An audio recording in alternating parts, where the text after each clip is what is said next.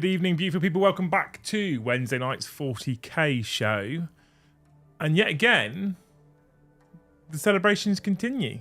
More 10th edition news dropped for us yesterday. I haven't actually looked today if there's anything to do. I don't think there has been.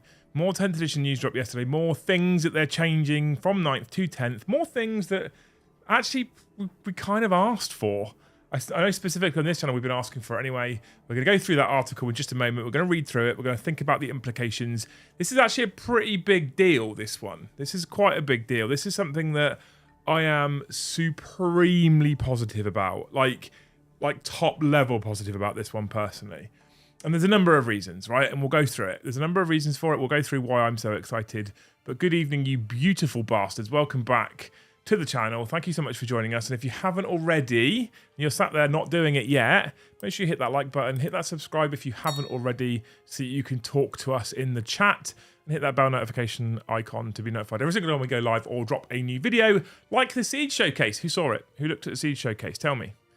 Tell me. Right? Anyway, new 10th rules, new character rules, new rules, kind of, because they're kind of old rules, but they're kind of like a mishmash of new rules and old rules, which makes me really excited. I'm very positive right now about what we're potentially going to see in 10th edition. Like, everything's looking great. There's a little bit I wasn't sold on with Space Marines and their like weird, like not combat doctrines, whatever it's called, oath of moment, but currently I'm really excited, chat. Like, stupid excited. Good time to be alive. I think we're about to hit the best edition of 40k, right? Anyway. Oh, look, another drink you can spill. Don't start, Mandy. Don't start. I'm still sad. It's currently apart on my desk, in pieces, drying out still on a towel, okay? Let's not go there. Let's not go there, okay? Right. So, we're going to have a look at the article in just a moment. But if you haven't already, at some point over the next couple of days, go check out the Siege Studio Showcase we put up on Sunday. The Thousand Suns are beautiful. We've just agreed what the next round of Templars is going to be. So 15 Blade Guard, 10 Sword Brethren, Grimaldus and Helbrecht going off, and so they're going to slowly grow. Super excited for them as well, because I like Templars. And Grimaldus and Helbrecht might operate slightly differently in the new edition, okay? And we can have a look at that about... Hang on. Wait one, chat. Don't get too excited. You ready? We can look at that about now. Oh, no, that's the wrong one. It's shared the wrong screen, chat. Shared the wrong screen. It's broken. Why is it broken? Why is it broken, chat? You're looking at the YouTube window then. You don't want to look at that, do you? I now need to go into... I've moved my desk around, right? I've been doing a lot of stream sharing. No, live screen. Desktop. That's the one I need. This is the one I need. And I need to go into display capture. And I need to change it to that monitor. And press OK and try it now. Boop. Yeah. Okay, good. Now for transition, we're all good. Okay, beautiful. Beautiful. Okay. So this is what we're looking at today. The new rules for characters, okay? The new rules for characters. I'm excited for this, all right? We have leaders now join squads to personally deliver powerful boons in the new Warhammer 40k. Now, like I've said, I am very, very excited for how this works. Like, very excited, because this looks like it's going to be...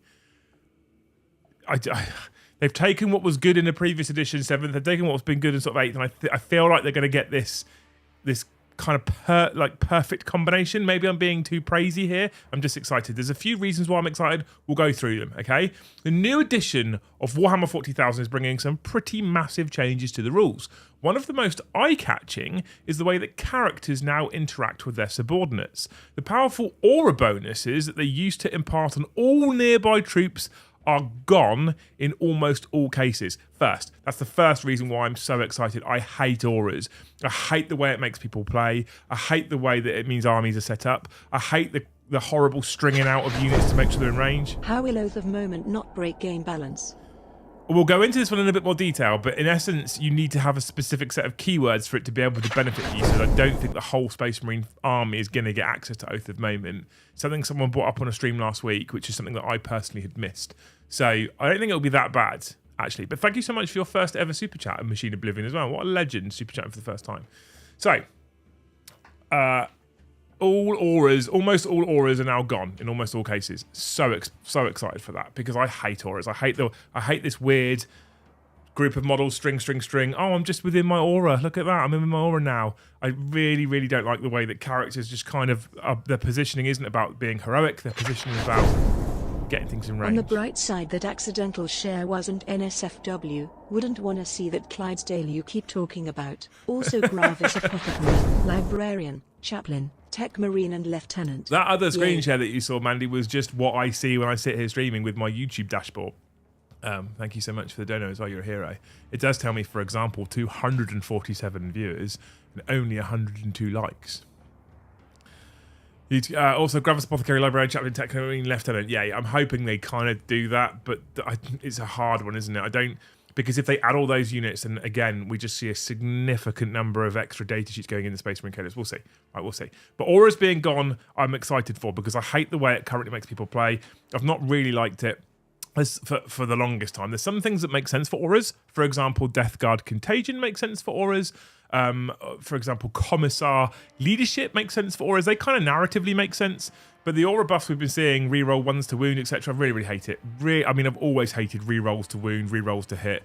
It's just messy and Anyway, these effects were powerful, but the potential to stack them made balancing the game tricky. No shit. So now, rather than handing out rerolls to anyone in earshot, your heroes now join a single squad and act as one cohesive unit. It's an elegant system that helps overbuff super units at bay. Helps keep overbuff super units at bay. I like it. I like it for a number of reasons, some of which they go into. Does this mean the return of independent characters? Excited for this even if it means I lose my Hell Blasters with a Captain/Lieutenant bubble. Maybe, but maybe you don't stick monkey. More on that in just a moment. Hold your horses, team. Plenty of time to super chat. The moral of the other day is, don't drink juice, drink top shelf high alcohol content drinks so the fluid evaporates. That's a wise set of words there, Benjamin. Thank you so much for the donor. You're a legend. Love you. They showed a Gravis Apothecary in the trailer. They did, I know. I'm excited for them. It's just whether they do them all and how they're going to make that fight, how they're going to make that work with datasheet bloat in the Space Marine codex, right? So, what they're basically saying is your heroes now join a single squad and act as one cohesive unit. So you add your character to a squad and they'll move as one. It'll tell you about a little bit more about that as we go down the article, okay? But it goes into here and shows us the Primaris Lieutenant. Of course, they're going to show us a Lieutenant. That's the one they're going to pick. Core, Leader, Faction, Oath of Moment, Tactical Precision. While this model is leading a unit, weapons equipped by models in that unit have the Lethal Hits ability. We already know from a previous article that lethal hits means 6s to hit auto wound. I like this. So if a lieutenant's in the army, he improves the way they wound, but not with the cringy reroll 1s to wound aura nonsense that he had before. You just gain lethal hits. So 6s to hit auto wound. Super pro this one. He kind of still does what he used to do. It's more efficient, less dice rolling, less bloat, less nonsense, less rerolls. Target priority. This model's unit is eligible to shoot and declare a charge in a turn in which it fell back. Really powerful. And what you're doing at this point, though, is, okay, he can't give his wound buff to 3 units of Blade Guard all in range of him. He can only give it to 1 unit of Blade Guard that he's joined, if he can join Blade Guard. We'll go into that in just a moment. But when he does do that, that particular unit also gains an additional benefit where they can declare a charge in a turn in which it fell back, as well as shooting as well. That's nice and strong. Characters are more impactful on the individual unit that they're leading. I actually personally think this is more narrative as well. Okay, so take this Primaris Lieutenant. The first thing to notice is the Leader ability, which unlocks the ability to join a squad. This is the old independent character rule. You should bring some models and show us, like you are teaching a 3-year-old. So, most like Stick, thanks to Mandy. Most like Stick, like we said before, this is the independent character. Leader's now independent character, as was in 7th edition if you used to play 7th edition. Okay. which unlocks the ability to join a squad. This is done before deployment, at the same time as transports are allocated and units are placed in reserve. The leader becomes a permanent member of that unit for the whole battle. Now, this is where it differs from independent character back in 7th edition and previously. So in 7th edition previously, you could move between units, and then your buffs would move with you in between units. Not now. Now, before the game begins, you select the unit that your character is going to join from the units that he's eligible to join, and that character stays with that unit for the whole battle. Good. So you can't go, oh, I'm with this unit. The other thing, which seems to be interesting, it would seem to imply when I read on a little bit more, that if the unit that he's with is then destroyed, he can't go and join another unit. That's also interesting, right? Each leader has a short selection of units which they can join, all of them listed on their datasheet. A Primaris Lieutenant can shack up with Intercessors or Blade Guard veterans, but leaves Gravis armoured aggressors and heavy Intercessors to his more appropriately equipped colleagues. This is where it will be interesting as to whether we do in fact see Primaris, Gravis, everything HQ-wise. Gravis Captain, Gravis Lieutenant, Gravis Apothecary, Gravis Chaplain, etc. Because it would indicate that potentially certain units won't be able to be joined by certain buffs, which I'm also okay with. Apothecary in a squad is super narrative. It is, absolutely. I feel like this is just more narrative in general. Picking a unit and you go in with that unit rather than constantly moving between different units and hovering, right? It's very, very, very, very, very good, this. I'm super pro it. But if we don't see something like a Gravis Lieutenant, then Gravis units won't get access to tactical precision or target priority, which is a balancing mechanic in itself if you think about it. This doesn't necessarily mean that we're going to see Gravis everything. It means that some units just flat won't be able to benefit from these abilities if they don't have a Gravis equivalent of the leader that they require to get access to tactical precision and target priority. I'm okay with it. Primaris Lieutenant, this is interesting, this piece. This model can be attached to the following units: Assault Intercessor, Blade Guard Veteran, Hellblaster, Intercessor Squad, Redacted. 2 units there that it looks like they can't currently join. Well, they will be able to join them, but we don't know what they are. We can't tell what they're going to be. So Joe has a theory. If you look at the previews for this new edition, the video preview specifically, they showed some kind of Sternguard veteran looking kind of Primaris Marines. He thinks that's one of them. And the other one showed like Flamer squads, so almost like elite choice Flamer special weapons teams. He thinks that'll be the other one. Okay. Interestingly, they can't do things like join t-shirt launchers. There's no Desolation Marines on here, which is interesting. They can't join anything Gravis because there's nothing Gravis on there. They can't join anything Reaver because there's nothing Reaver on there. They can't do any of that stuff. So your Lieutenant can only join these units. Another thing I'm really positive for, right, because it used to be that they affected core. This means that this Lieutenant, guess what, cannot buff Dreadnoughts. I'm much happier about this right now. Much happier, right? There's an extra rule at the bottom, okay? You can attach this model to one of the above units even if one captain or chapter master model has already been attached to it. If you do, and that bodyguard unit is destroyed, the leader units attached to it become separate units with their original starting strengths. So what they're saying with this one is because it's a lieutenant, a second in command, you can attach a captain and then you can attach a lieutenant to the same unit. Ooh, Tech Marine to buff Hammerfall Bunker, I hope. Which means... which would indicate that typically a unit can only be attached by one character, which stops the Death Stars that we had in 7th edition where you would attach 3 characters to a single unit. 9th was a self-balancing framework. 10th will be micromanaged, unfun and unbalanced. Look me in the eye and tell me GW can balance 120 detachments. GW can't balance shit, and 9th edition has not been self-balancing at all. Spider-Manic, I love you dearly, but I don't think 10th will be unfun and unbalanced. And in fact, if you listen to the current noise out there in the community, it's overwhelmingly positive about what they've showcased for us so far for 10th edition. So I'm very, very, very cognizant that there'll be certain people out there who will go, I preferred 9th and I'm not liking 10th. And it's not going to be for everyone, right? People don't like change. A lot of times people don't like change. And I'm aware that some people will go look at this and go, I don't like this. I prefer 9th. I want to stick with 9th. Unfortunately, games progress, things change.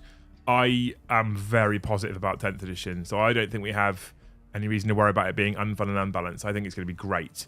But yeah, so looking at this, right, you then can attach 2 characters to a single unit if one of them's a lieutenant. There you go, Stick Monkey. Your Hellblasters are back, because Hellblasters are in here, with a potential captain-lieutenant combo, but it'll only be one other unit, which is cool, right?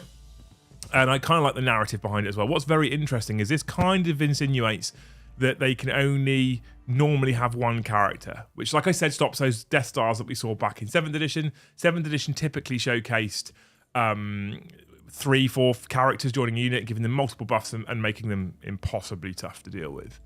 His tactical precision ability grants his subordinates lethal hits, a core ability that makes critical hits the new term for an unmodified 6 to hit roll, automatically wound their target. Most of the time, only one unit can join each unit, one leader can join each unit, but as you can see, the lieutenant is an exception and could join the same squad as a superior captain. Plenty of factions have similar low-rank support leaders, from biophages surgeons to warlock battle psychers, which would indicate that a warlock could join the same unit as a farseer. Okay, beautiful. The lookout server rule has also been devolved into this newer system. No self-respecting lieutenant would hang out with desolation. Exactly, Crisis, exactly.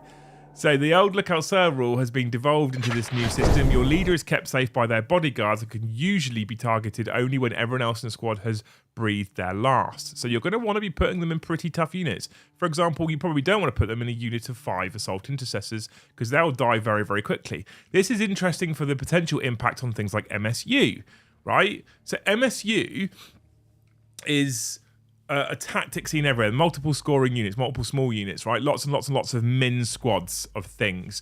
Well, if you do that and you put your character in a min squad, that min squad's probably going to evaporate pretty quickly.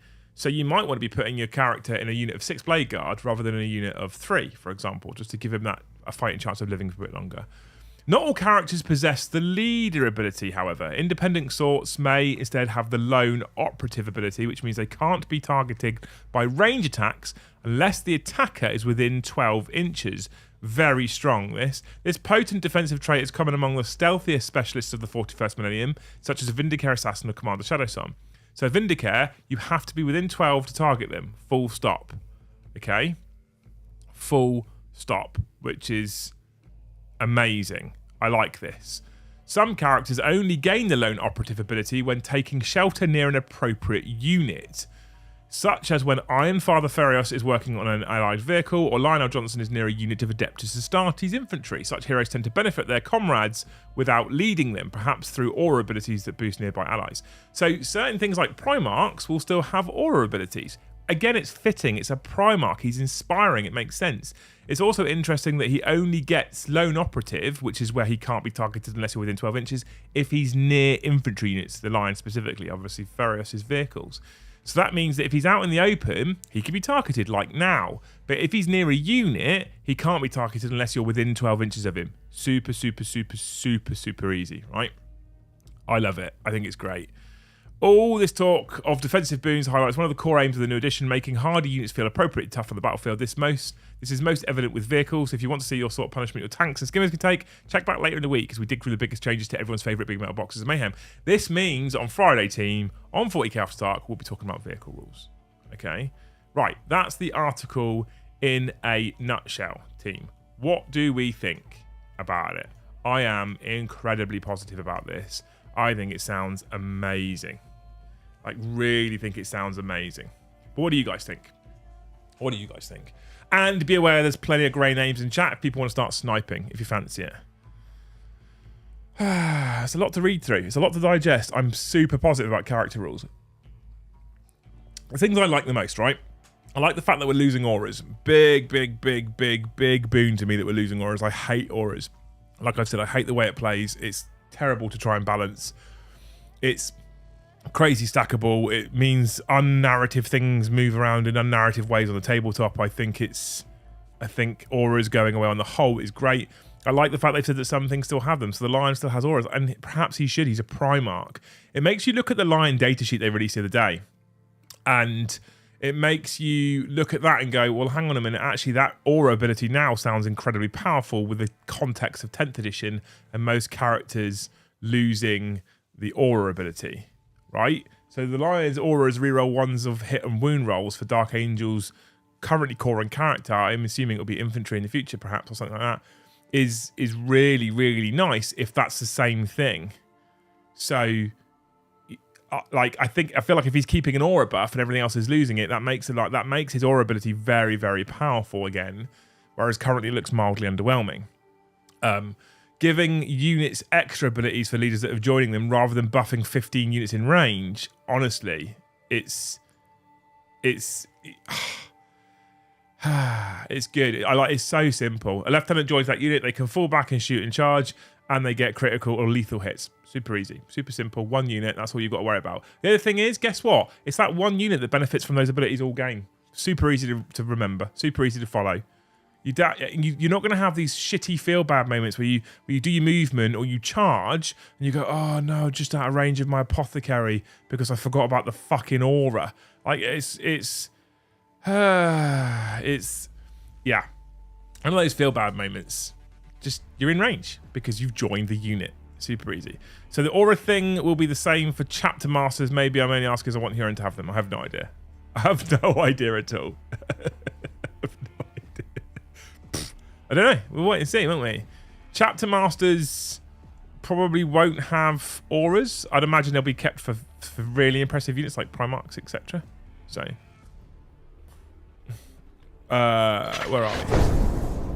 I love that certain unit choices will affect what characters you take. Sisen choosing Termi Lord/Sork with a Termi Brick versus regular Lord/Sork with Chosen, for example. Yeah. I think that this is going to produce more narrative choices to start with, which is already positive. I think that potentially this also breathes life into certain characters that might not have seen play in the past. So, for example, a Terminator Captain, we just don't really see them at all. And so now, potentially, we're going to see Terminator Captains, because they're the only ones that will be able to join Terminator squads. You'll notice that Lieutenant, for example, can't join Terminators. What about Chaplain and Litany Aura? It depends. Again, it depends a little bit on what the rule is.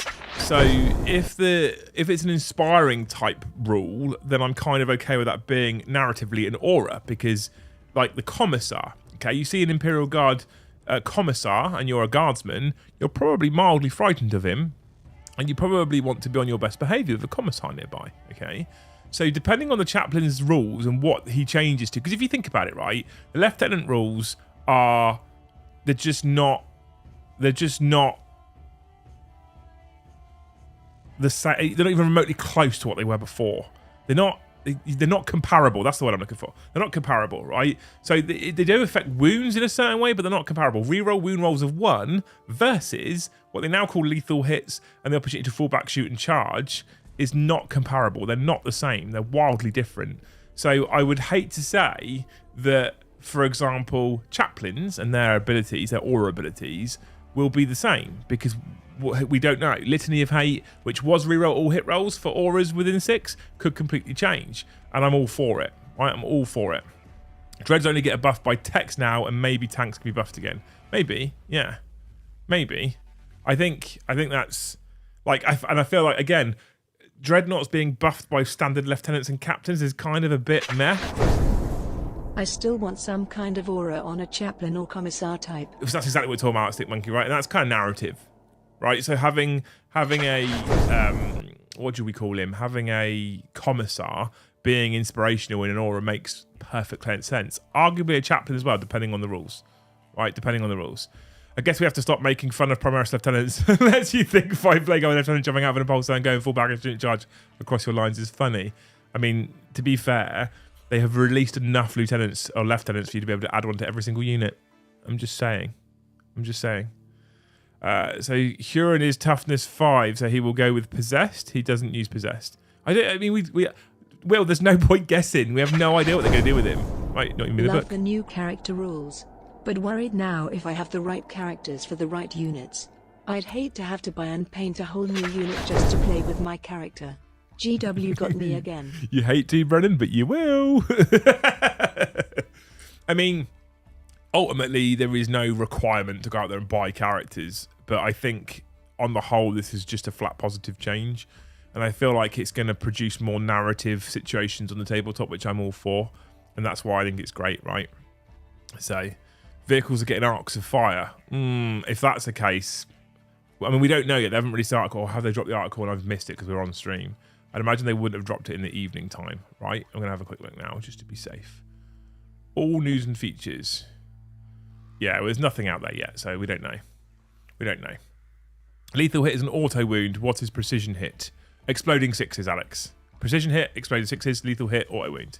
Super easy, right?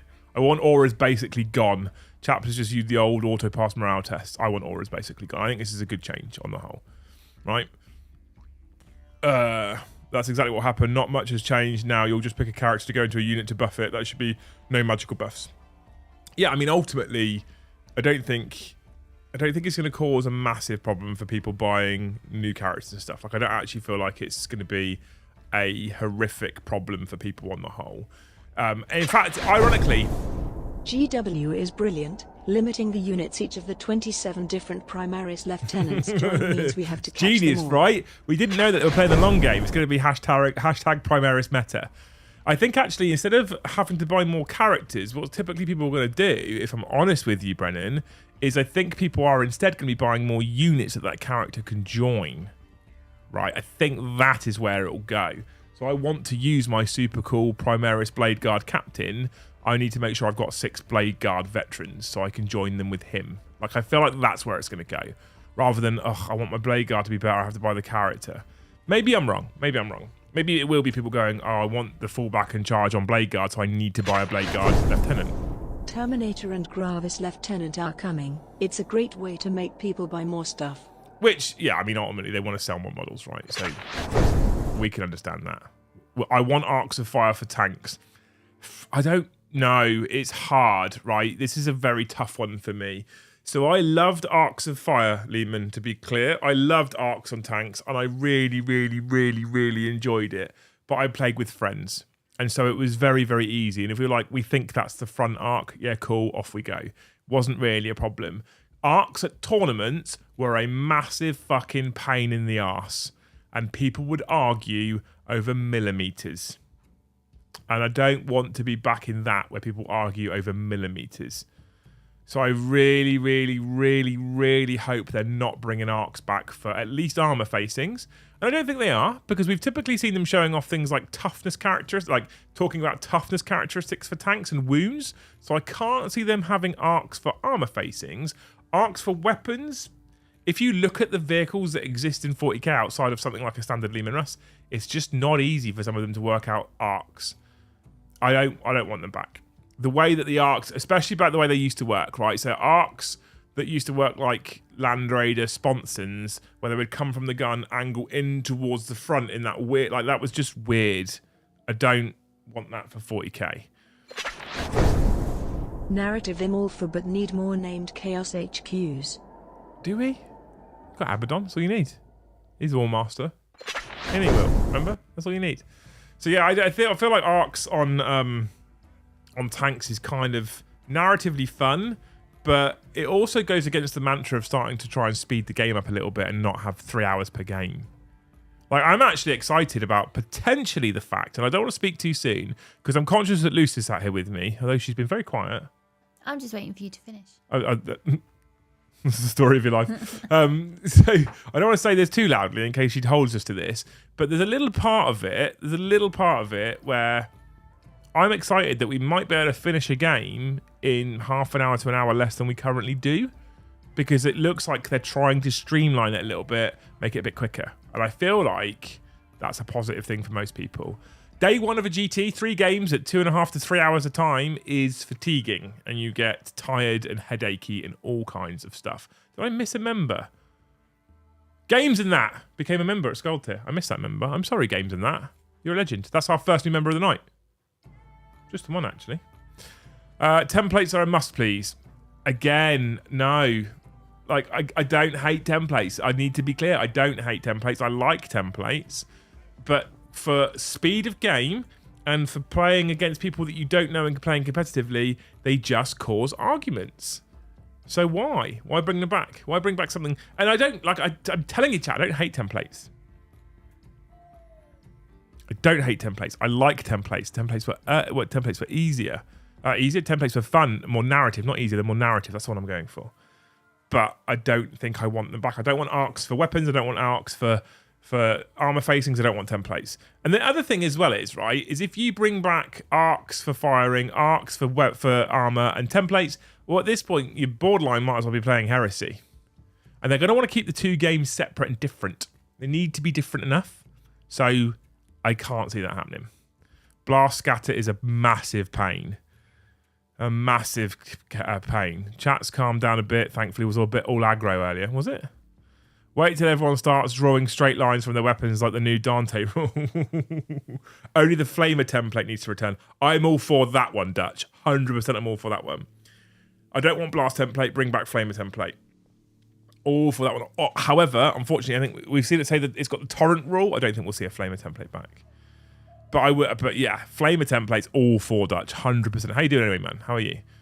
No to templates and arcs, too many memories of arguments. Exactly, Andrew, 100%. They should implement scatter the way it was done in Middle-earth, so much cleaner, no arguments. I mean, I've not played that, so I can't comment. But it's weird, right? So we use scatter dice for some of the stuff that we do in chat plays, and even when we're doing it for chat plays where it's fun and we're having a laugh, the amount of times we'll roll a scatter dice and Brom will go, "So it's going this way," and I'm like, "That's not the way my eye sees it. My eye sees a completely different direction to you." Imagine that at tournament. It doesn't work. It doesn't work. And I also think it's less accessible for new players, templates as well, potentially. Yeah, I think I'd go that way. If you're learning a new edition of a game. Do I already know the game? No, you're learning a new game. Okay. What's easier for you? If a gun says it fires... I'm worried for the Knights. Both books got so much flavour. I hate Knights currently, Jesse. I think it's too complicated. I definitely read that as I'm worried for the Knights. Both boobs got so much flavour. Boobs got so much flavour. I need to put my glasses on. Your mind is often in the gutter, isn't it? My glasses are upstairs. It's alright, I'll struggle through. Go on, I'm learning a new game. So you're firing a blast gun, okay? Like a missile of some sort. Okay. Right. And that gun says that it does a number of shots. And that number of shots might be directly related to the size of the unit you're shooting at. Okay. So, if you're just shooting at one man, you'll roll a dice, and that number is the number of shots you get. So it might be 2 or a 3 or a 4 or whatever. Mm-hmm. If that unit is 6 or more models, it's at least going to be 3. So if you roll under a 3, it's going to be 3. But anything higher is higher. With me? Tenuously, go on. And if that unit is 11 or more, it's just max number of shots. Okay. Yeah? And that indicates the fact that it goes off and it blasts. So if you've got 11 models, we can assume that when that rocket explodes, it's going to hit the maximum number of people it can because it's shot into a big group of people. I'm probably not the right person for this conversation. I think this might have been a mistake, chap. I think this might have been a mistake, right? Because I feel like I'm having to do maths and I'm tired and I don't have my glasses. Yes and no, not really. All it means is if there's 6 or more models, it's minimum 3 shots, and if it's 11 or more models, it's maximum shots. Otherwise, you just roll a dice. Okay. So that's one way of doing blast weapons. The way they used to do blast weapons was you used to have a template. You used to hover that template in a place where you wanted to fire your missile, so you try and get as many models underneath it as possible. Then you would roll 2 dice and a scatter, and you would roll it and go, it's going that way, that many inches. And between you and your opponent, you have to get over it, agree the direction the tape measure's facing, move it the number of inches that it's scattered, and then count how many models are underneath it. Which one's easier? The first one. The first one. It's not 40k player, chat. Proof. The first one's easier. I think a long time ago, I've seen the disc that you'd put over the board. Unless that's the thing. No, we use it again. We use it on chat plays. No, it was when we were at the old house and our bed was the board. I definitely remember coming in passively aggressively, asking if anybody did not want another cup of tea, because to get the fuck out, I'm tired. I want to go to bed. And then I saw this disc. I mean, we haven't used it on the stream apart from chat plays. No, I haven't seen it on the stream. Well, we used to use it in 7th edition, but that was, I mean, Christ, we're talking 6+ years ago. Chat, did you just witness that? I explained when I saw it. He's clearly not listening, and now he's trying to carry on the conversation. They all saw it. They're listening. Busted. My monitor keeps going dim, and I don't know why it's doing it. I'm trying to fix it while you're talking. So I'm just using you to entertain them right now. Oh, right. Well, I could tell you about my day. Super boring, if anyone cares. No, it's not okay. It's really boring. I fucking hate teenagers. I just want to put that out there. I had to go and buy a new washing machine today because our current one sounds like a Rolls-Royce engine testing facility in the kitchen. It's bad right now. It is pretty bad. If the dog could lift her paws up and put it over her ears, she would. So I finally gone in, and there was kids pissing around in the elevator. Liam, you need to draw some stick figures. A visual would help. I don't need to stick figures. She got it. We worked it out. We're good. Why is this adaptive sync? See, they're all agreeing with me. You never listen. What? Look at all of this. Yeah, I agree with you, Luce. Leave him. Go now. Save yourself. You wouldn't cope. You wouldn't cope. I would. Oh, I think it's because I turned HDR on. I think it's just changed my settings. What's HDR? High dynamic range. Why do I ask? Yeah, I think it's because it's got HDR on. Okay. Yep, see, Garsty, Luce explained the whole situation and just completely Lilith so love Mofuka RZ. ignored her. Dave's been drinking Tulip. Lilith's a love What? Lilith's a love mofukas. Leak Speak says, wait, what happened? Was Luce talking? Smiler Maniac, sorry, were you saying something? Fuck you all. You're horrible. Mandy's with me. And Garsty is. See? Peter Richardson says, what the fuck games did you play in the bedroom with scatter dice? And how else do you aim it, Peter? Small blast template. Anyway, right. Who is going to get the independent character ability? That's what I want to ask you people. So they've said the Lion, and they've said what's his face, the Tech Marine from Iron Hands, and I would assume Gelliman, but who else would be fluffed without dice? What do you mean I'd be fluffed with? Oh, fluff without loose. I can't even read at the moment tonight. I'm tired today. I don't know why. I'm super tired. I wanted to have a lion this morning, and it lasted 15 minutes, didn't it, Loose? Yeah, I can't do it.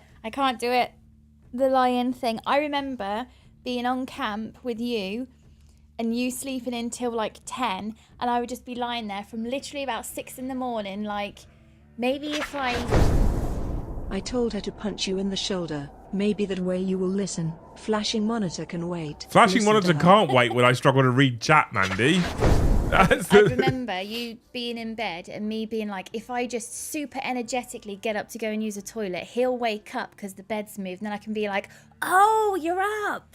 Let's have a cup of tea. Let's talk about what we're doing today. Get the day started. Nope. I think I could have set a bomb off in that bed. Yeah, but a week in work there was hard and tiring, so... Yeah. Jay thinks all named characters. Vashtor Bellicor, I think, is probably a good shout. Company Champion, maybe. I think Company Champion might get Lone Operative. Morven Vow, I agree. Abaddon, yes. Silent King, yes. Swarmlord, yes. Hexmark Destroyer will get Lone Operative. What if Abaddon could only join, like, one unit of Chaos Terminators? I'm kind of into that. Coalstar Commanders, as much as I want to see Crisis Suits dragged behind the Speedy Commander. Flapping in the wind behind, right? I want a Lone Operative Grot. Like, the little bit, what's his name? Makari that comes with Gaz. Maybe Chaplains will have indie keyword, then they may have legit auras. Maybe. Assassins, Primarchs, including Demon, Solitaire, Shadowsun, Swarmlord, Custodies, Blade Champion. See, some of those, Solitaire I feel like will get Lone Operative rather than Lone Operative was in range of something. Blade Champion... Lone Operative? Scatter should be determined by the spin wheel thing from Twister in 10th. Yes, agree. Swarmlord, I feel like would have Lone Operative when in range of something, maybe? Possibly? I have Smilomaniac saying, I've scored 28 wounds against your models. You fail 18 and need to make 10 5+ wounds. Roll, please. Did I do it? Did I just read French? Did I do it? Fluently. Did I just do it? But yeah, so remember, team, right? There's a distinct difference between Lone Operative and lone operative that needs to be within range of something. And I don't know exactly how they're going to differentiate that right at the moment, whether they're going to use a keyword system or whether they're going to have it specifically on the tabletop, written on the data sheet. But on the tabletop, a model like a Vindicare Assassin has lone operative all the time. So you can only target that model if you're within 12 inches of it, no matter what. Flat. That's it. It can be on his own, at the top of a tower, in the middle of the table, like Reg, and then you can't target him unless you're within 12 inches. Okay? Then you've got lone operative the Lion, as they explained it, whereby he gets that same rule, but only when he's within range of Astartes infantry. So he only gets the lone operative ability, the ability where he cannot be targeted within 12 inches if he's within range of Astartes infantry. We don't know how far he needs to be. We don't know if he needs to be within 6 inches or 12 inches or 10 inches or what. We don't know yet. But as long, I assume it would be 6. But as long as he's in range of infantry, he then gains lone operative and cannot be targeted. So he doesn't have to perma-join a unit. He can wander around the table doing what he wants, moving from unit to unit. He has aura abilities. He's current 40k. We don't know. Maybe the lone operative rule is triggered if he's within 3 inches, in which case it's basically exactly the same as 9th edition 40k. It's just called something different. As for example, the Solitaire, I would imagine the Solitaire just has flat lone operative. I'm guessing, by the way. I don't know. And if the Solitaire has got flat lone operative, the Solitaire can launch himself across the table and you can't shoot at him unless he's within 12 inches. You know what makes streams chats much more fun? A litre of 10.5% Master Brew. Sounds amazing. I'm glad you need alcohol to enjoy the stream. Do you think snipers will be able to target characters that are within units? That's just back on the menu. I don't know. I don't know how that would work because that might get messy. But maybe that could be cool. Could be cool. 360 people watching. 189 likes. Come on, people. Smash those likes. More importantly, members, right? Where's those gifted members? There's plenty of great names in chat. We've got 2 new people because Lark Simeon, I think I said that right, became a Skald tier member. What a legend. Thank you so much. We love you very dearly. Look at that. As I mention it won't have even come through on the stream yet. Stephen gifts 5 like an absolute fucking hero. Thank you, Stephen, for the 5 gifted memberships. What a legend. Everyone who's been gifted a membership, 1, say thank you. 2, ! Discord. Get yourself in the Great Hall. Come hang out with us in Discord. It is amazing. Did we get rules for precision? What do you mean for precision? Takatier, tell me, what do you mean for precision? From the sounds of the Tyrannid precision ability versus character, seems like you can target them directly with that. Maybe. We'll see. Late but fixed. Oh, we haven't actually gone over something else, have we? There's something else to talk about, chat. Did you just notice that the thumb was blue on the click, click, ding? The thumb's now blue. It used to be red. I mean, I haven't changed it. The thumb, no, that thumb's always been blue. No, it used to be red. No, that thumb's always been blue. This was red. It was definitely red the last time I clicked it on B team. Definitely red. It's the same video. No, it was red. No, it's the same video. Brennan Duck, thanks for gifting membership. You're a hero.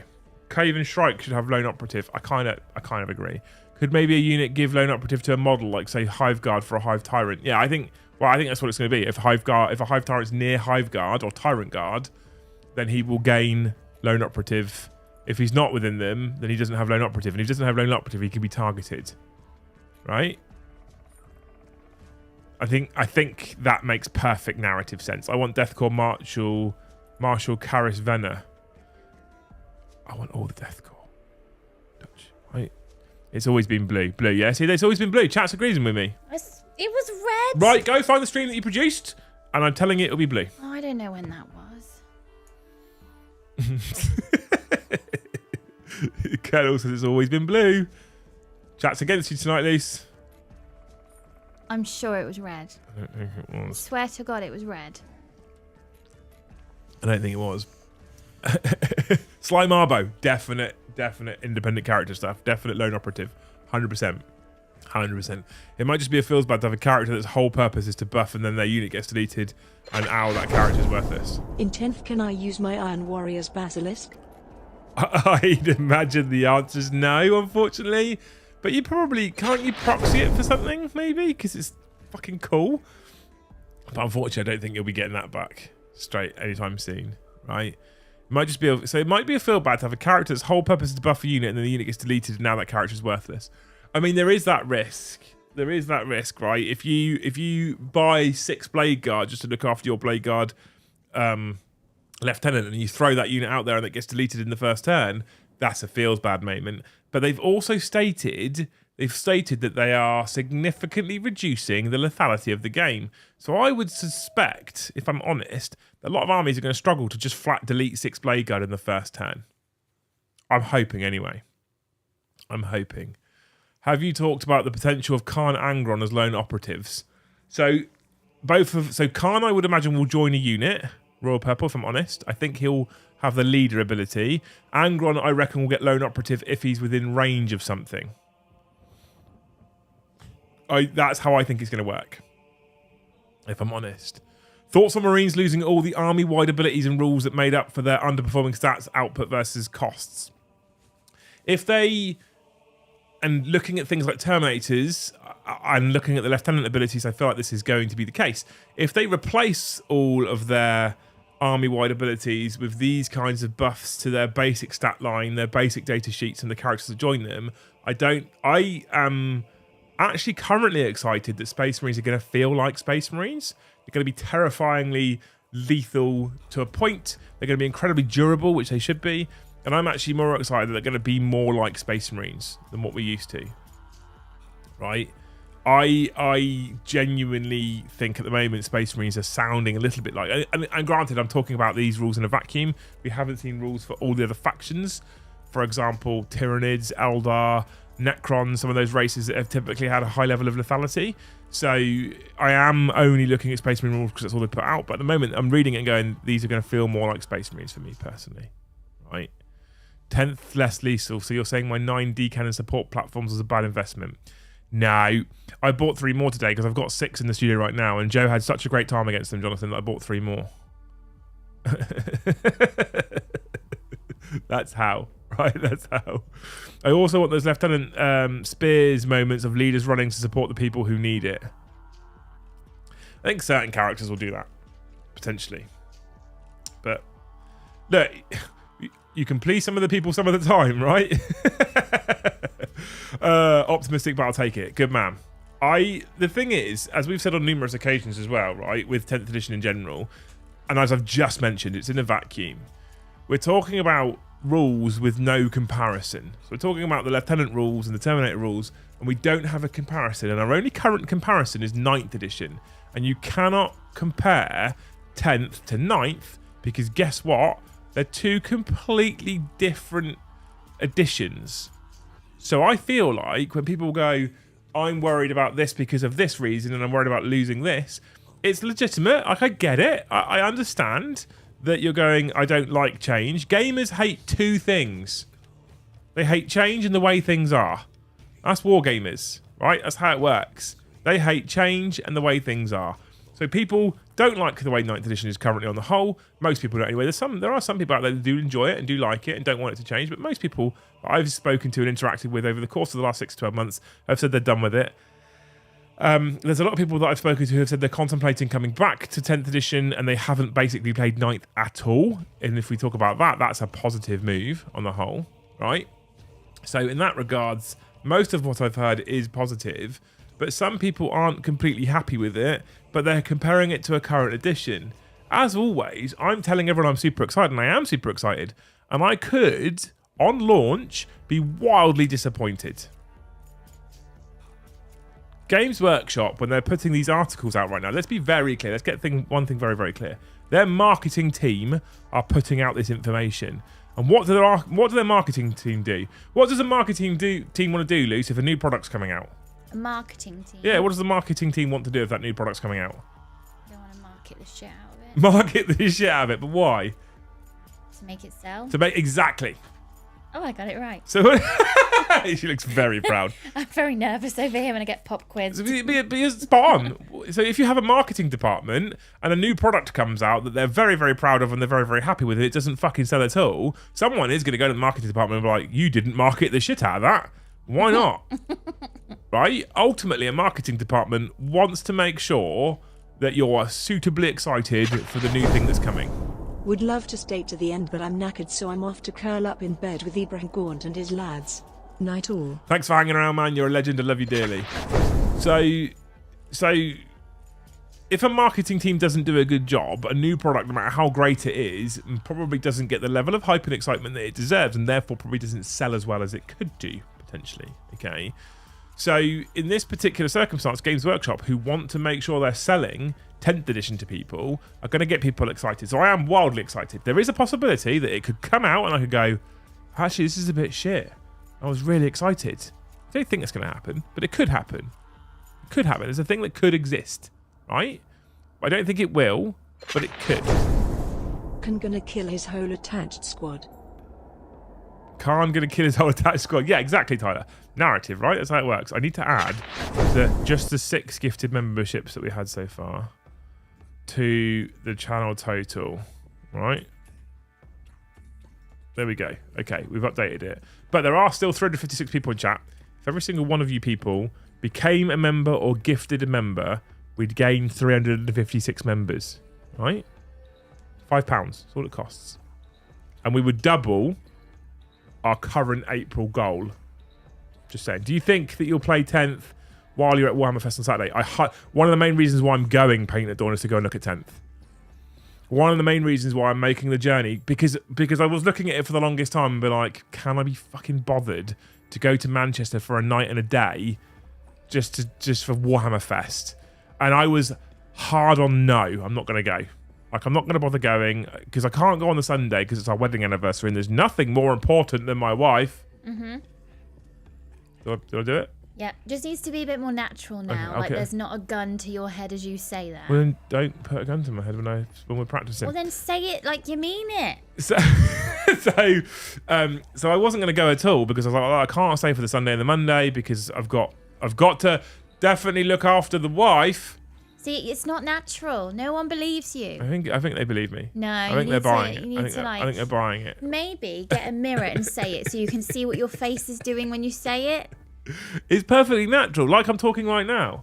I could have gone to Warhammer World, but I definitely would rather spend it with my wife. Yeah, no, it's not believable. It's perfect. I think it's perfect. No one believes right? you. So I wasn't going to go at all. And then they announced that 10th edition was going to be there, and it was going to be the first time they were going to showcase 10th edition and people would get the opportunity to play it. At that point, I was like, I want to go. I need to go. Just for the Saturday, I'll go. Right? Just for the Saturday, I'll go. Khan's unit will have a rule called, why is he looking at me like that? I hope so.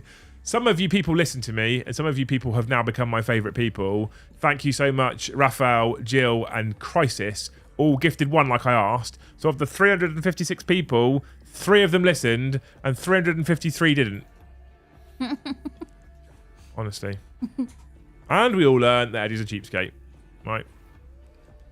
But, you know. I believe you, Liam. What a dedicated husband, see? Yes, that one convinced me. See, chat believed. Chat believed. Blink 23 times if you need help, says Christopher. Oh, 23. I thought it was just 3. 23. It says, wow, what a loving husband. He's a paragon of men. Exactly, yeah? It's lone operative. Just social distancing. Get too close and you die. Yeah, that's what they basically built 10th edition based on the COVID times. That's how it works. Dan McPhee says, I broke this week. Gift what? No, I'm joking. Don't. Cornet Ed, thank you for the gifted membership. 4. Thank you, man. You're a hero. What were you saying? Something? No, nothing. No, nothing at all. No. Oh, I love you lot. Oh, here it goes. Okay, Cornet Ed. I love Cornet Ed Loose. Love him. He is the cause. He so the pendant on the necklace is in my jewelry. Yeah, my leather box. strap that I made for it broke. I need to make another one. Yeah. But I love him dearly. He every single time we go live, basically, he puts a comment in the chat. The first 5 comments. Why would we listen to you if you don't listen to Luce? You might have got more from me if you listen to her. Smiley I always face. listen. Mandy, I have to listen to her every day. Get to. You get to listen to me every day. We homeschool, right? And I work from home because I do this, right? We are in each other's company all the time. And when I'm managing a stream and I have the OBS window and the gifted member window and the super chats coming through another window and I'm looking at viewers and likes, I have to concentrate and my screen's doing weird things. I try and do the listening at the same time. I'm pretty good at multitasking. Sometimes I don't quite get it right. Shut up. And then I'm victimised. Stop it. See? So thank you, Cornet Edge. You're a legend. I love you very dearly. Thank you, Tyler Troutman. You're a hero. Peter Richardson is also a hero. Soups for the 5. Thank you so much. You absolute legend. Stephen. It's going to hurt in a minute. Thank you so much for the 5. You absolute legend. Blightlord Emil is a hero for gifting 1 as well. Lone Monkey Productions gifting 1. So 1, 2, 7, 12, 13, 14, 15. Look at you lot. Are you not going to do a Ben salute? What's a Ben salute? So that one is the... What? So if you do this one, that is the army? That's... Well, kind of, yeah. Army. Although I'm sad that I just did that because that's not the way it happens. But if I try to do it properly, I'll smash my arm to my desk. Punch him loose. Yeah, punish me, Luce. So this is the army. Punish me. Yeah. That's the navy. I think it's that. Okay. So that's the army. Yeah. That's the navy because they cover the burn marks. They say from ropes, but I feel like from cocks. Carry on. Okay, and then that is... Oh no, RAF don't salute. I mean, they're in Do they? hotels. And then this is Ben's salute. Yeah, my youngest, who's 5. Salute. Like, what's that? That's what he does, honestly. So we've got Army, Navy, Ben. James, you two do crack me up. We try. We're here to just entertain. We're bringing you the news. We're updating you on what's going on with 40k. It's important. I have oppositional defiance. Now I'm the attention. Thank you, Saffron. You're a hero for giving the membership as well. So we're here to entertain. We're here to give you the news and talk about the latest 40k rules. We do this every single Wednesday. We do it every Friday. We stream Tuesdays and Thursdays with games. We do the Liam and Joe show Tuesday. We do COD streams on the gaming channel, !gaming in chat if you're interested in Call of Duty, DMZ. And we do all of these things because we love the thing. So Joe and I like playing Call of Duty on a Monday. We like talking about 40k on a Tuesday. We like playing Tuesdays and Thursday evenings. I like sitting and talking about 40k on a Wednesday. I like talking about 40k on a Friday, which often also talking about life and stuff and shit and airports and trains and stuff. Anyway, we like talking about all those things. That's why we do it. But our number one goal isn't to give you the news for 40k because you could just read the community article yourself. Our number one goal is to try and entertain you people, bring a smile to your face at the end of your working day, and just give you something to look forward to. That's what we do. So I'm glad that we crack you up, you absolute hero. Anyway, why is it being weird? I need this one. Right, cool. Okay. So we have got to say thank you for Saffron for gifting a membership, Leaks for gifting another one. There's another 2 in there. Look at that. I need to add them now to the total. I've lost track. Shit.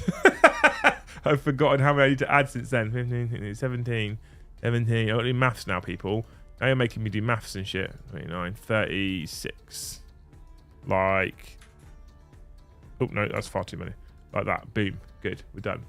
That looks about right. Perfect. Thank you. You're all amazing people. Love you dearly. If you could keep the super chats up, just so I have to replace this fucking laptop in the near future. Did it not turn on? It turned on, but every time I pressed the V key, caps lock came on at the same time, and every time I pressed the B key, it also pressed the S key. So every time I pressed B, it just said BS. Yeah, BS. That's bullshit. BS. Bullshit. So at which point I've stripped it down, and the back of it is now here. Oh. And it's on the desk on a towel in bits, and then I'm gonna have to put it all back together and hope that we're okay. So but you didn't put it in a tub of rice? I did not. No, I did not put my laptop in a tub of rice. It worked for the Nokia. I'm sure it did. In like, God, what year was that? 2000 and... I want to say 7. I also, is Yeston Jones in chat? I also got the fucking siege cost through for Templars today, and then he vomited it in my mouth as well. No, it wasn't 2007. I love this hobby, babe, but it's so fucking expensive. What year was it? It wasn't 2000. Because I went to secondary school. I was like the Millennium year group. So, Sangre Guard. 2002? Sangre Guard with the great advice. If you don't spill juice, you don't need a new laptop. Thanks, mate. Thanks. If you'd have told me that yesterday morning... That is excellent life advice. If you'd have told me that yesterday morning, I wouldn't be sat here right now, would I? I feel like it's 2002 that I had a Nokia. and it had polyphonic ringtones. Dutch says, glad I served the Dutch army, not the silly British army with their daft salutes. Yeah, well, I like being daft, thank you. But yeah, we did. So people were getting excited about the Templars. I think Dakota might be in chat. I'm sure I've seen Dakota's name in chat as well. Laptop fund door bag of rice. Yeah, I don't think that'll get either at the moment, Crisis, but thanks for the donor, man, you're a hero. And I... £2 for a bag of rice. £2 for a bag of rice is probably a current market rate. No, actually. you can still get them for like 40p. And so anyway, I was deciding what I was going to send to Siege for the Templars. People have been asking about them for ages. I don't know if you guys know, right, but the amazing Ieston sent a I think it was a combat patrol, or it was the army box. He sent it to Siege Studios, and he decided to get them sent to the channel. And they are, I mean, I'll do a showcase on these one day, but they are phenomenally well painted. And so I was like, well, this isn't enough for an army on the channel, and now I want Templars. And it just so happens that I had bought all of the Templars before this because I was going to do them myself, right? Anyway, so I have slowly but surely been working out what I was going to send to Siege and talking to them about what they're going to do and what level they're going to do things at, etc., etc. And I put forward the finalised list, which was approved and blah, blah, blah. We're just waiting for a start date. And then today the invoice came through and I was a bit sick in my mouth.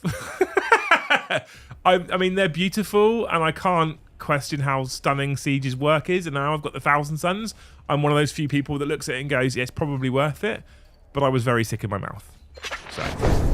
Why did you try to turn it on? First step should have been disassemble and soak it in rice, then use rubbing alcohol while wearing a grounding strap. I mean, it was already on. $5.15 equals £69. Nice. After the first batch, why the hell do you think I gave it to you? Quit while I was ahead. Yeah, but, I mean, we're going to have the nicest Templars army on YouTube, Ieston, right? So it's going to be amazing. I need to get hold of some Brutalis to send them as well, but... That's because a Nokia is a Nokia. Answer is booze. Answer is always booze. Answer is always booze, right? Thank you so much, Mandy, for the super chat. I didn't turn it off immediately for a couple of reasons. First of all, I was in mad panic. Secondly, we got a load of it off. I was rapid at getting it off, and I thought I might have been very, very, very, very, very, very quick, and therefore possibly have saved it. Secondly, when I'm in that right, Luce will tell you this, when I'm in that 5 to 10 minute stretch before I go live for stream, it's in mad panic mode because nothing prepares you for that moment that you hit the go live button. And so when that juice got knocked over that laptop, it was 31 minutes past 1 and we were supposed to have gone live at 1:30.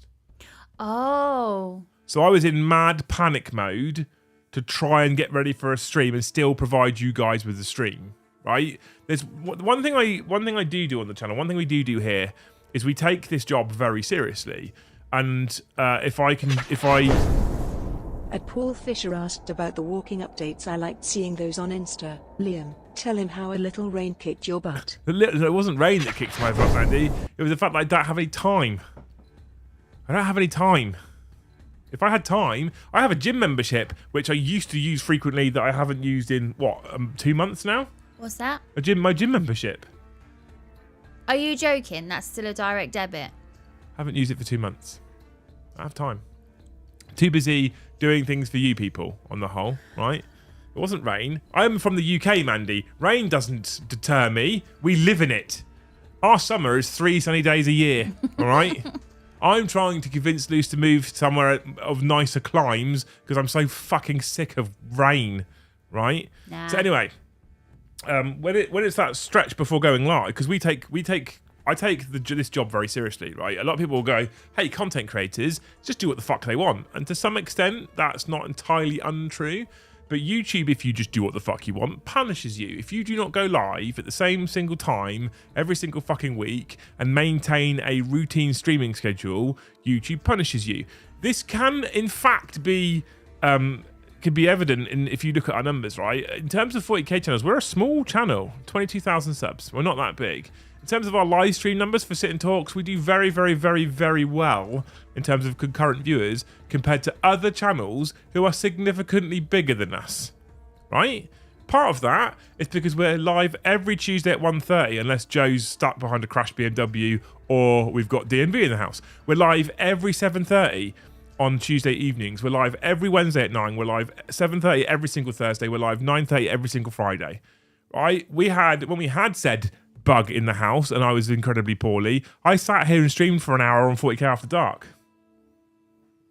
I've had people say, I watched you go visibly more pale as the stream went on. That was very silly. You should have cancelled. It was silly, but that's how seriously I take my job. I have a job to come on stream and entertain people and make content, and that's my job. And so I try my best not to miss that. So I don't know where I started this with. Oh, the laptop. Right, Yeah, of course. That's where it laptop. came from. So, when at 1 minute past, I'm literally about to hit that go live button. In fact, I grabbed the stream deck and pulled it towards me so I could press go live on the stream deck. At which point, as I grabbed it, a cable got caught on the corner of the table, which it doesn't normally do. And as I yanked it and it gave, I then knocked the glass, and that's why it went all over the laptop. At that point, I'm like, I'm supposed to be live now. You silly sausage. And so we mopped up as much as we could. I had a spare hoodie on the floor next to me that got used as a temporary towel. I mopped up as much as I could, as fast as I could. I drained it out as best as I could. And I was like, it's working. Let's just fucking pray. Drop and give me 20. What, donuts? And so we went live. And I didn't think. Like, if I wasn't going live at that point, my first port of call would have been to get it in a place where I could dry it out. Shoes? What are you, a child? Here is $5 for the laptop and $5 for the beer to spill in it. Hey, look, I'm happy it was Juice J, simply because it wasn't fizzy, it wasn't carbonated, it wasn't caffeinated. So actually, it's got the best possible chance of survival. We'll see. Thankfully, if it's just the keyboard, I can just replace the keyboard, so that's not a problem. That's going to be okay. But if it's worse than that, then it's a problem for me, right? Go to the gym and you'll relieve some of your stress. If I had the time, I would. I literally get up in the morning at 7 after going to bed, normally around midnight because of streams. And the first thing I do is I come down here, make a cup of tea, sit in front of my computer. Luce will tell you I'm starting on scripts and getting ready to make shorts for the day. Straight away, that's what I'm doing. Okay? Anyway. Plus, chat. If he starts getting his 6-pack back, then I have to start getting my 4-pack back, and I'm just not bothered about it. So can we stop encouraging him to go to the gym? Because I don't want to go to the gym. Let's just stop this nonsense now. I mean, I absolutely... The horse has bolted. No. I love your dad bod. Let's embrace it and move on. I fully intend to go back at some point in the near future. Nope. I need to get better at... Sports bottle fund. Or a child's sippy cup. Thanks, Francis. I'm going to do that. Lex, Liam and Joe Shog have a little sippy cup there. The no spill one. So I need to work into my routine. I don't know when I'm going to, or how I'm going to do it. I need to work back into my routine gym time. I actually, for a brief moment, thought about going after streams, like finishing stream 10:30, getting in the car, going to the gym, coming back at midnight, going to bed, because I don't go to sleep till midnight anyway. So might as well be productive and be in the gym. Nope. No dice. Nope. See, Saray, kegs are better than 6-packs anyway. 100%. Yeah. Get cut again. I mean, last summer I went for it and it was happening. It was happening. Nope. Come on, Luce. Don't you want guns like mine? No, thank you. Liam, do you need help? Pulls me back. She pulls me back, chat. That's what she's doing, right? So yeah, because we have a commitment to you people, because we have a stream to do, we went live, and I probably should have turned the laptop off and pulled the battery out and got my little pack of tools out, etc. And I didn't, and I thought it would be okay. I don't know why I thought it would be okay. Common sense me after the fact. You know what? You know when you do something and then later, you must have had this experience in life as well. Something happens, and you do something, you react in a certain way, and then like 3 or 4 hours later, you'll go, "Why did I do that? Why didn't I just do this?" You ever have that? Almost every time. Yeah, it's frequent, right? Luce, if you want to get out of working out with him, you could always hang LVO over his head.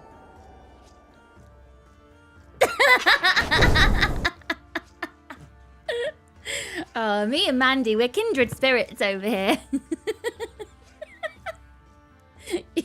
Use that rage, babe. Use it. Nordos, thank you for the gifted membership. Saray's got that one. Get yourself in Discord, Saray. Come and hang out with us. Luce is a feeder. If only had money for food. ! Chat. Oh, he did straight after. Money is a thing I used to have, Carl. Money is a thing I used to have, and money is a thing that we don't really have anymore. All right, here is 5 more for the sippy. Now I'm going to have to buy some shit sippy cup from Morrison's just for the stream. Money's a thing I used to have. And then over the course of the last month or so, money's now not really a thing we have anymore. But I used to have it, and then I spent it all. I used to have lots of it. Then I had a wife and kids. Yeah, that was also silly. And then I got to a point recently where I had some of it again. Not lots, but some of it again. And then things happen and it doesn't. I mean, that's life, right? Life is a roller coaster. Just got to ride it. Just got to ride it. Yeah, that was the famous poet. What was his name? Ronan Keating. Yeah, he made them cakes as well, didn't he? Mr. Keating. I know the feeling. Wow, it's called Factorum Narrative event last weekend. Yeah, I used to have money. Every damn day. See, we all do it, right? So I'm a tech by trade. This is what's also really weird as well. In my last job, which was high pressure, high stress, high level management, and in previous jobs when I'm in operational theatres and stuff, you'll make decisions like that, and you make, like, I've made good decisions typically. What's weird with live content, and I'm not complaining, I love making live content, but what's weird with live content is sometimes you do things and you hit panic. And the reason why you hit panic is because it's live, right? And you're on a time pressure. It's live, and if you make it, you kind of have to stick to that decision. And so, logical me, if I just spilled juice over that laptop... Meant to ask ages ago, any channel dice to buy? More news on that later. In just a second, Leaks. Might be related to having no money. So normal me, when I'm not ready to go live and I'm not ready to stream, I pour a whole thing of juice over a laptop, I shit myself, I dry it out as quickly as possible, I bring it into the house, I put a towel down, and I start taking parts apart and drying them out instantly. So Battery comes out. You're a good boyfriend when you put the towel down. You always have to put a towel down if it's going to get wet. Right? You were telling me, was it yesterday, that in your seaman's job, you would not be told off because you're not children, but your boss would say you wouldn't be in trouble for making a decision, you'd be in trouble for not making a decision. My boss at Siemens, who was the same boss that then poached me to go to Rolls-Royce afterwards, was a great boss, and I really, really, really liked working. I would never be against at some point working for him again. And he would always say to us, when I was working at that particular role, we were running the maintenance depot for Southwestern Railway. So I was managing the maintenance for the whole fleet of 172 trains across the network. If you're in the UK, it basically goes Bournemouth all the way across to Portsmouth, all the way up to London, that whole network of Southwestern Railway. And as the manager on shift, we were in charge of the whole network. Liam, serious cue for a minute. You say you don't want to see Lion in every army, but say his rules aren't good. If his rules were better, you'd see him in every army, which you say you don't want. I'm confused. I'll get to that one in just a second. I'll get to all these subjects in just a second. I'm just finishing the story. And he, so we had high pressure situations. So if a train in the UK, right, slight tangent, fun fact, if a train in the UK stops on the main line because it has a failure, right, and that failure lasts more than, I think it's, if I remember right, it's 3 minutes, it starts to generate a tin. A tin is called a train incident number. And that tin... For the great content. Thank you so much, man. You're a hero. That tin starts generating fines to the sum of £96 per minute. That's how much. So if that train stopped for 10 minutes, 7 minutes of that has generated a fine of £96 per minute, right? If that train is blocking the main line and it stops another train behind it, that train generates a tin. Same price, same rules, but the tin is attributed to the original failure. And if another one stops behind that, generates a tin. And you can see that if you've got 10 trains stuck on a line, that's generating a tin of £960 a minute. Fines get fucking big at that point, right? And when you're blocking the main line up to London Waterloo, they get fucking big. So when that tin starts and that failure's happened, it was my bat phone that goes off and goes, "Your train's fucked. What are we doing about it?" and you have to make a decision. Yeah. You have to make a decision straight away, right? And sometimes you make a decision and you think, fucking handled that well. And sometimes you make a decision and it gets worse and you think, oh, fuck. My boss was one of those people who always said, when you're under that kind of pressure and you're encouraged to make a snap decision very, very quickly, if you make a decision and it's the wrong decision, we'll have a conversation about why it's the wrong decision and what you should have done perhaps, but you won't be in trouble because you did make a decision. And because you made a decision and you stuck with your decision and you went for it, you won't be in trouble. If you make that same mistake repeatedly, that's a different conversation. But if that's the first time you've made a specific type of mistake, it's not a problem, you've made a decision. What he did say, however, was if you don't make a decision and you stand there and go, and I mean, I was paid to make decisions. If you don't make a decision, that's when you're then going to be in trouble. And I have always used that with anyone who's worked for me since. If you are in a position where you can't get hold of me and you need to make a decision and you need to make a decision like that and you make the wrong one, I mean, you went for it. You used your initiative. You tried. Not like I had 2 or 3 area managers underneath me when I worked for Rolls-Royce. Again, the same thing. If they make a decision and you can explain to me why you made that decision, that's fine. If I'm not happy with the decision you've made, we might have a conversation where I'm like, okay, I get why you did that, but perhaps you could have done this or you should have thought about that. But, you know, it is what it is. It's done now. If they didn't make a decision, however, I'd be like, I'd rather you make a wrong decision and you go for it so you can learn from it rather than you don't make a decision at all. And so yesterday, laptop spillage happened. I made a decision. We've dried out as best we can. Let's go for it. Let's do the stream. It was the wrong decision. I've learned from that. It was the wrong one. I should have probably stripped that laptop down straight away, delayed the stream by another 5 minutes, and got my phone out. But I made a decision because I wanted to give you guys a stream. And so there it is. That's what happened. But anyway, back to the super chats, people. That was just explaining my thought process and why I didn't strip the laptop down. If I take a step back, when you're not under pressure, when there is no pressure, and you take it, this is life in general. This isn't just a specific circumstance. When there's no pressure on you, and you're able to take a step back and take 20 minutes to make a decision, you will always make a better decision. Yeah. Because you have time to process, time to analyze, time to think about what you're about to do. You will always make a better decision. When you're on the spot and you're not afforded that time, sometimes you make the wrong one. Yesterday we made the wrong one, and we got to live with it, but. At least it's not a tin. At least it's not a tin. At least it's not 90. I mean, to be fair, with that laptop, it's worse than £96 a minute, quite fucking frankly. Right? Exactly how many trains are how many minutes late with that laptop? Well, divide £1,830 by 96 quid, Luce, and it'll tell you how many trains, how many minutes late it would need to be. Leaks. Meant to ask ages ago any channel dice to buy. What was it? Sorry, 1,000? 830. 1830. Where were we? Leaks. Meant to ask ages ago any channel dice to buy. We're going to go for it. We were going to put in just an order for 500 red. We're now going to put an order in for 500 red, 500 black, 500 white. That is 19 trains. Is it just coming up to 19? No, 19 point. Blah. So 19 minutes. 19 minutes. If it's one train stuck, that's 22 minutes late for one train. 22 minutes late for one train. First 3 minutes are free. The rest of them is £96 a minute. That would have bought you a new laptop. That's how. And when you go, hang on, wait, 19 minutes was 1,800 quid. You're like, yeah. So when tenner stopped, it gets fucking pricey, right? So we're gonna go for it. We're gonna book for 1,500 to come in. It's going to cripple us a little bit, so please make sure you buy them all. But some people are asking for the red, some people are asking for the white, some people are asking for the black. I can't order one colour without maybe pissing someone else off, so we're going to go for it and order all 1,500, right?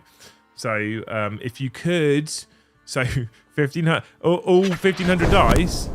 Next time it happens, start stream and disassemble it on stream. That would be 100% entertaining. And yes, I said next time, unless you get that sippy cup. By now you can get a gold-plated one. Yeah. Next time what I'll do is I'll do it for entertainment and I'll just pour it on and then we'll start stripping it down. Right? Just for you, just for your $10. But yeah, we're about to order a fresh new batch of matte red, a fresh new batch of matte black, a fresh new batch of matte white. And I think that's going to cost us 1,500 quid as well, chat. Right? Like I said, I used to have money. So if in the next 9 minutes, everyone in chat could super chat £5, it covers the dice.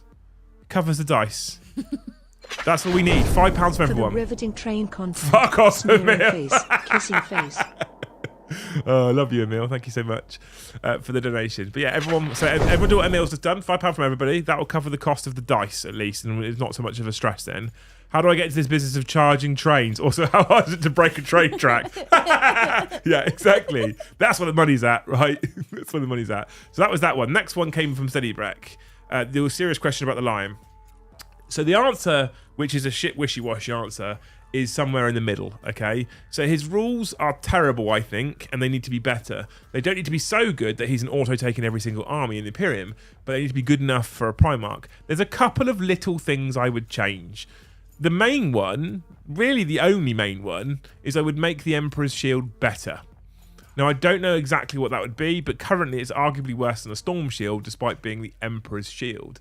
I think if you do something with the shield to make him a little bit more tanky and a little bit more survivable, considering Gulliman used to have a 3-up invulnerable save, that makes him flat better, but also still not an auto-take. He still bounces off things that have a phase cap at that point. Conversely, what you also could do is you could do something that allows him to ignore phase caps, but keep the Emperor's Shield the same. That means that he's still relatively fragile on the whole, comparatively, with people like Abaddon, but he can also go through people like Abaddon. Doesn't make him an auto-take. Still doesn't make, so I wouldn't go down the route of giving him Chapter Master rerolls and an improved Emperor's Shield that gives him a phase cap and let him ignore it. Like, I wouldn't do all that. Fund. Love you guys. Thank you so much, Dave Meakin. I read that as Dave Merkin, then I saw someone was on the wind-up again. Not that again. Thank you, Dave. Thank you. What design were on them I will buy a pack? They are... I don't have any more, actually. Excuse me. Aren't they in the studio? Yeah, I had some spare ones in it. Talk to chat, Luce. Talk to chat. Talking about all the things. Do please make more noise, Liam. I sit here quietly for your jargon at the start, and here you are being the loudest thing ever. Keep talking to chat, Luce. I don't have any in here. I am held down here. I don't have any in here. Cheers. Thank you, Takatai. You are a hero. Thank you so much.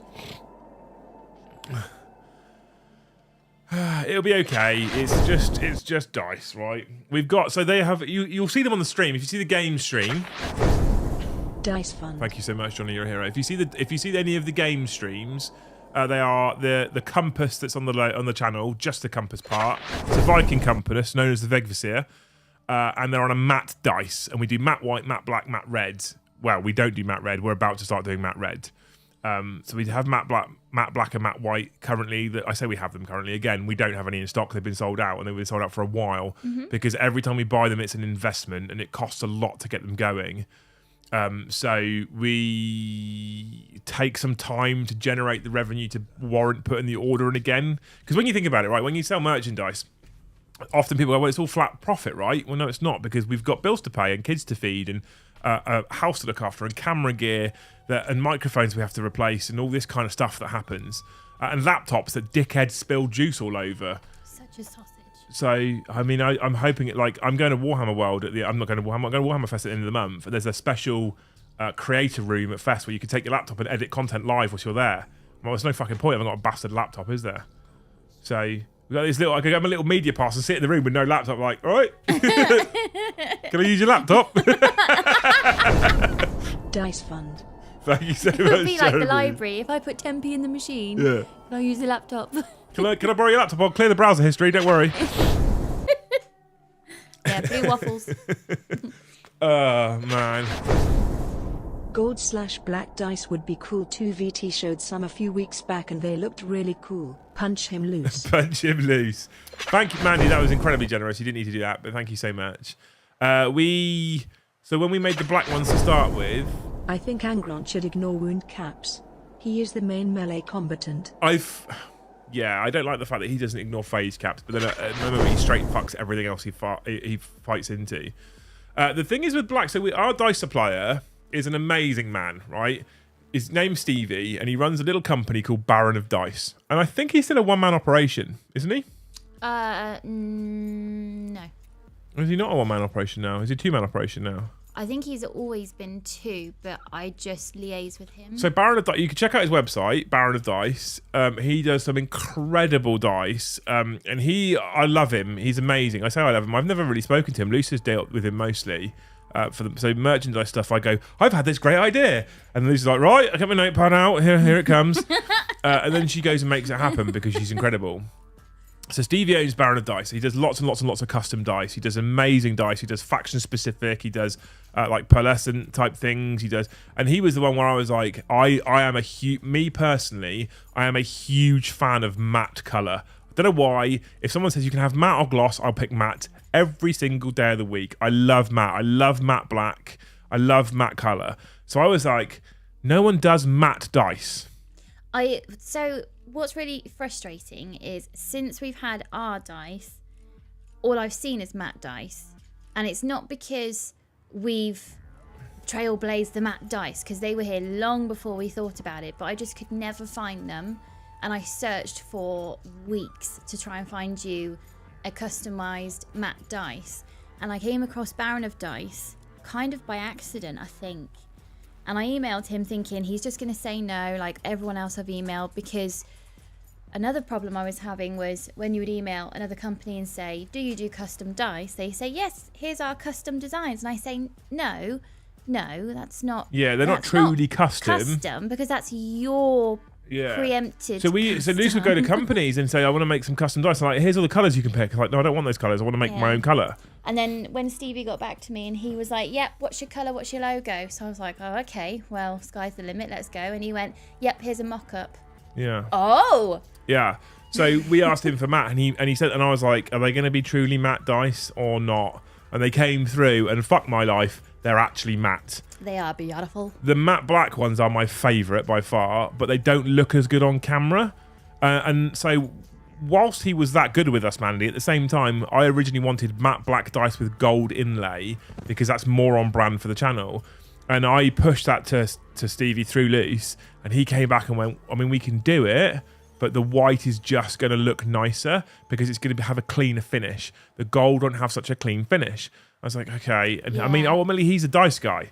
So I could have pushed back and pushed back and pushed back, but he's the dice guy. So I could have ordered the gold ones and been disappointed, or I could just take the white ones. So he said the gold ink is thicker than the white ink. So because my logo is quite fine in places, so it won't sit well. It wouldn't run through the crevices as well if it was gold. But he was like, I can do it, but I think he was pretty much saying, I wouldn't, and that's my professional opinion, but you are the customer, so if you want to do it, we'll do it, but they might look shit. So, and ultimately, again, like, I've had people come to me in the past for advice on certain things that I'm considered a bit of a know-it-all about, and I'm the person that's like, if you don't listen to me, you're fucking on your head.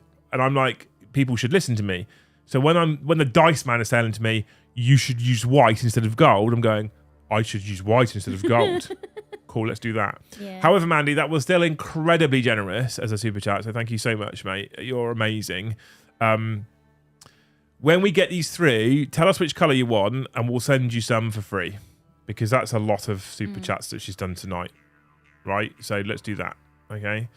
But yeah, I like the thing is with Box as well is his logo is a very thick V and a very thick bar at the top to make the T. So I would imagine that will take the gold really easily. Yeah.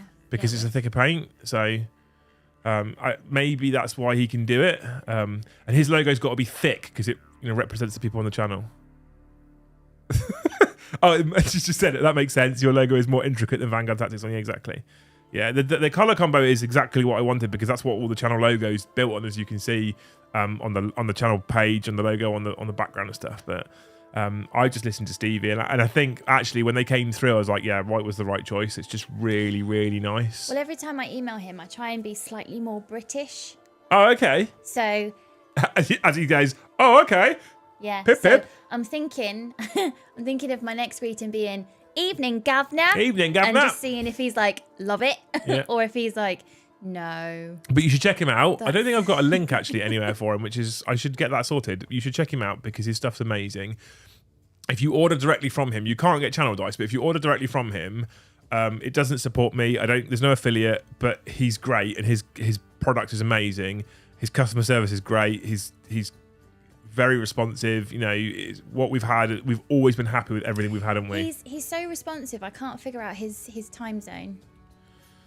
can't figure out what time of day it is for him because he's just so great. And it's not even like Baron of Dice isn't even his main job, right? So kudos to him. If he's that responsive, it's not even his main job. That's great, right? Anyway, right, people, we're close to the end. We're at 49 members. It's an odd number. I don't like it. Okay, and we may have paid for a fifth of the laptop. But, you know, how many? So okay. I'm not dividing 19. You were about to do maths, weren't you? Yeah, and you I'm not yourself. doing that now. I'm too tired. There's no. Anyway, I'm you've still been on incredible. half-termies. You've been incredible. Only we've got about another couple of minutes as we wait for Lucy's fact. I've already got it. And so you've got a couple of minutes to get 51 members in, right? Okay, cool. Just 51. There's 319 of you, which means if each of you like donates 0.3 of a member or something. What? Right? Oh, you can't do 0.3. You'll have to do 1. then we'll get to that target of 100 a stream, right? Anyway, right, Luce. Yeah. You have a factoid for me. Mm-hmm. Well, I need to find my other soundboard. There we go. Pigeon poop was once used to make gunpowder. I guess I can believe that. I'm wondering if they would just go around scooping it off the ledges of places. Because you can't pick it up off the floor. Dustpan and brush jobby. Maybe that was somebody's entire job to go around brushing pigeon poo into the dustpan. I'd believe that. Do you not think they just have pigeon coos because they would use them for? I guess. I mean, back then they probably were using like carrier pigeons and stuff. Maybe still. If it's gunpowder. Doesn't say what year. I mean, it seems like a genuine fact.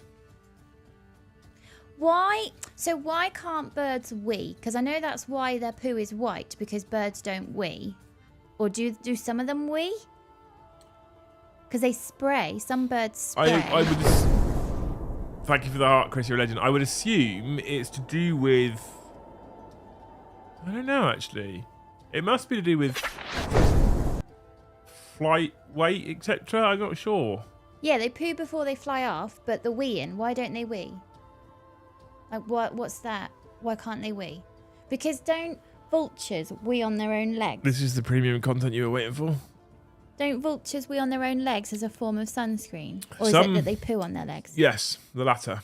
They poo. So vultures don't wee. Some birds of prey defecate on their legs as a form of sunscreen. Yes. Yeah. Nitrate. I wondered. Rolling hippo. True, it's the nitrate. Oh, there you go. I didn't know that. They had carrier pigeons. There you go. So yeah, the coops would make sense. They would use. A bloke down the road has pigeons. He keeps pigeons. What's his name? You don't know his name, but you know he keeps pigeons. No, because when I walk past with Emmy, she's way too interested in the fence, and the fence coos at me. That's how I know there's pigeons there. There's all these noises of behind the fence. And there's no way his garden's particularly interesting for all the wild pigeons. The wee and poo is combined, so they are. So effectively, they are weeing. Why are we talking about birds taking a shit? Why is it combined? Why can't they do it separately? Easton, George, and Carl, thank you so much for the gifted memberships, you fucking heroes. Puts us over 52.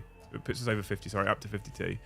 Dan McPhee. Geese take massive craps. We have to keep going anyway. We'll keep talking about bird poo because we've got to get to 100. So we've got another. At this rate, we've got another hour of stream to go. Right? No, I'm going to bed now. I mean, that's also things that some people stream. No. There are channels on Twitch that just stream people going to sleep in their pajamas. It's a thing. Oh, they all like my pigeon impression.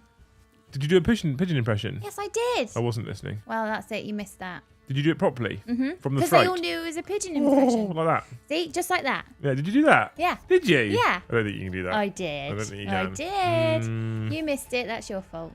I mean, it's on stream, Lou, so I can just watch it back. Come on then, do that then. Right, anyway, you people are amazing. We're not actually going to wait for another 48 members because I think we'll be waiting for another 3 hours. But you people are incredible. Lehman says, can we pre-order dice? No. If it's something that can be done on our Shopify site, I will make it work. But I don't know if it's something that I can do on Shopify. If I can do it, I will. But currently the answer is no. Although I guess Lehman for some people, I might keep some aside, perhaps. Oh, fuck me, Boat Boy. Who's Boat? It's not. This isn't John McArdle in disguise, is it? Boat Boy, you legend, dropping 50 gifted memberships straight away, and I think he'd already given 20 as well. Stop it, Boat Boy. Has he done 20 already today? He has. 70 gifted memberships in a night, making McArdle look like a peasant. I'm joking, John, if you're watching. I love you. But thank you so much, you fucking hero, for dropping the big 50 on the stream. What an amazing gift for us. I was like, it's cool. I'm joking, obviously. Let's turn it off. And then he just goes and does that. Nordos also with the gifted membership as well. Probably feeling like he's got a really tiny penis with his one next to the 50. I have to read this one out. Ex-happy.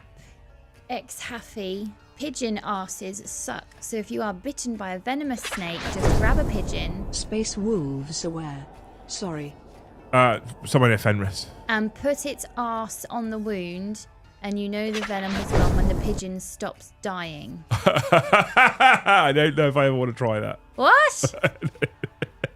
So if I get bitten by a venomous snake, there needs to be a pigeon within arm's reach. I mean, I've watched having Pornhub. Not flown off from the venomous snake. I've watched Pornhub before, babe. It's not just pigeons whose asses suck. If you are bitten by a venomous snake, grab a pigeon and put its arse on the wound, and you know the venom is gone when the pigeon stopped dying. I think he might be trolling you. To be fair, I think he might be trolling you. I can't even imagine how that would. I don't feel like it's real. That doesn't sound like it's right. It's not right. Boat Boy, you're a hero. Thank you so much. You're also someone who possibly could get in touch about Dice if you want to. It's very generous of you to do that. You're amazing. And I was quite happy to turn the stream off 5 minutes ago before that incredible donation. It goes without saying, but I'm going to say it anyway. You know, Luce and I are incredibly grateful for the support that we get on the channel. As you guys know, as of about a month ago-ish, and the death of Deployment Zone, this is now the only way you can support the pair of us and the only thing that keeps us going. YouTube memberships, super chats is the only thing now that keeps us going, because ad revenue isn't worth a fuck, quite honestly. Ad revenue basically doesn't pay any bills because it's so small. So super chats, memberships, gifted memberships is the only real way to support us. And so, you know, we are incredibly grateful for everything from a £2 donation all the way up to 50 memberships or $100 from Mandy. You people are incredible people, so thank you so much. It means the world to us. And as long as it keeps going, and I'm not trying to put pressure on those people that are big donators at all. That's absolutely not what I'm trying to do. But as long as it keeps going, we can keep doing it, ultimately. I do take it seriously. It is a serious job for us, for both me and Luce, for that matter, and Joe. And we want to keep doing it. And as long as this keeps ticking along, we'll keep doing it. And that's the only way we're going to be able to. I have fun. I enjoy it. I take it seriously. I like to think I work fucking hard. Mm-hmm. Luce tells me sometimes I work too hard. Mm-hmm. But if I'm one of the very rare and few individuals who are lucky enough to get to do this as a job, I'm going to make the most of it. And rather than go, hey, look at me, people, who just gets to chill out, I'm going to go, I'm working fucking hard to entertain you people. To say thank you, essentially, for the fact that you've put us in this position. You're amazing. With that said, there are there's 3 more streams this week that are planned.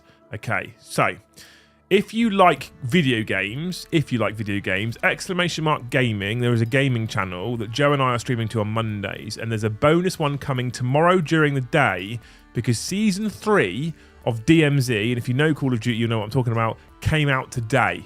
So because it came out today, we're going to go live with it tomorrow daytime. Right, because it's exciting, and I've installed it and I haven't been able to play it because I'm talking to you beautiful people.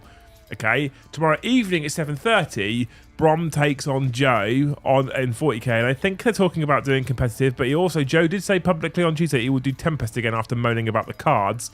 So I might shuffle all the cards up and make him super salty. So that's on tomorrow evening at 7:30 back on this channel. So we've got 2 channels, right? Gaming channel, 40k channel. Gaming channel tomorrow daytime, 40k channel tomorrow night. Friday night at 9:30, we're back with 40k After Dark, and hopefully by that point we'll have some vehicle rules, because Warhammer have told us that they are coming.